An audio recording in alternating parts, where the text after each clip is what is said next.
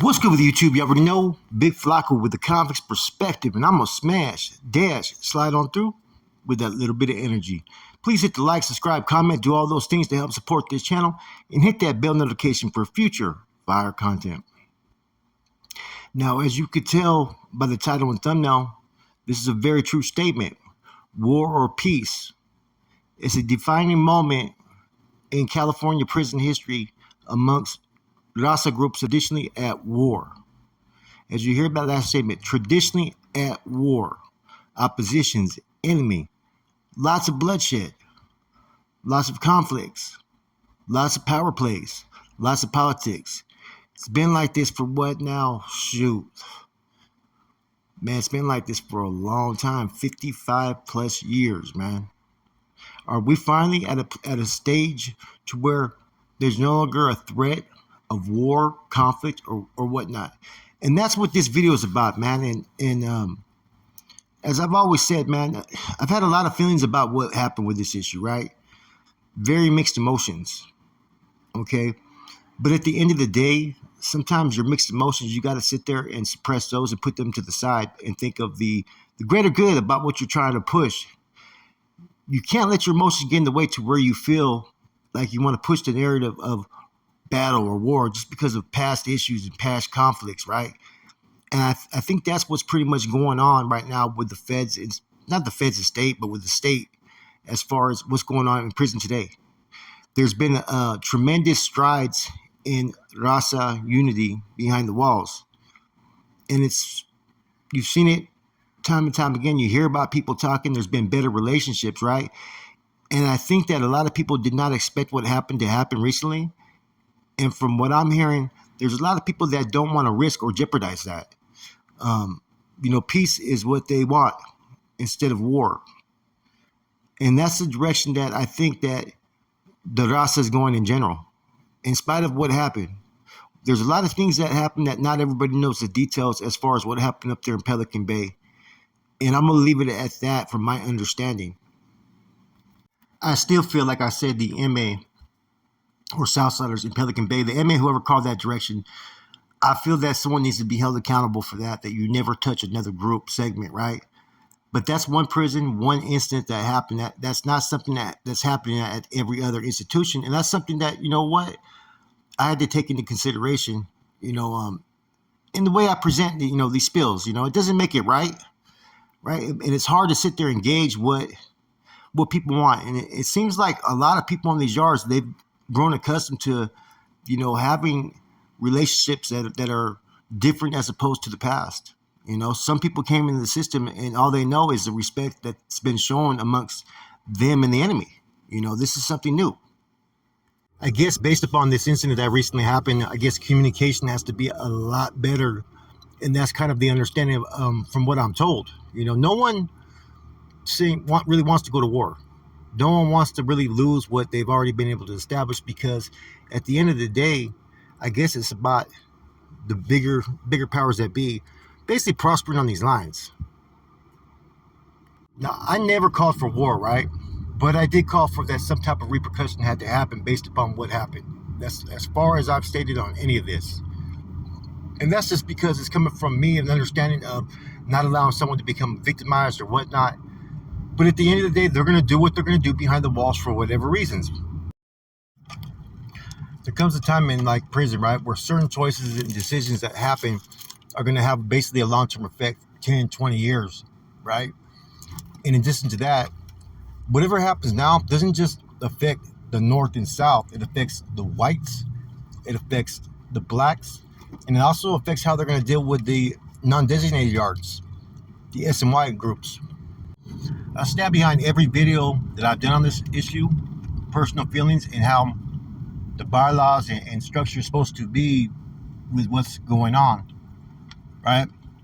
At the same time, though, I do acknowledge it's a new era, it's a new time, and people have different agendas, and not everybody wants to jeopardize the relationships that they've established across the California state prisons over an incident that happened up there in Pelican Bay. It's really easy for me to talk about it from here, speak on it from here. And basically go through the motions of what I think and how it was during my time era. Because I'm not on those lines, but I do hear the talks. I do hear a lot of people that reach out, and there's mixed emotions, but at the same time, no one wants to go back to how it was in the shoe or anything like that, and that some believe that there may be more than what people know about what happened in Pelican Bay, and that could be true. We don't know everything. There could be more to the story. Therefore, to talk too quickly would be talking out of turn. And when I've talked before about, what, there needs to be a response, there needs to be a reaction, that, no soldados are to be touched without it being war. I need to think from this standpoint. I think we all think from this standpoint, right? Is that, well, who's supposed to be held accountable? Who's supposed to suffer the wrath? Who's responsible? What really also happened? What more details do we not know? Those are all things I've really took heed and took a step back from talking to a few people, because maybe there's a reason why everything is going the way it's been going, and people are pretty much almost in a stand down position. Basically, it seems like, man. Like, I know the first few days, because not everybody knew what was going on, there was like a lot of tension and whatnot. But from my understanding, a lot of that has subsided currently. But you're still at that point of thinking, war or peace. What's going to be in the best interest of the Raza currently from this day forward. It's been about, what is it? Maybe about 9-10 days from the incident, right?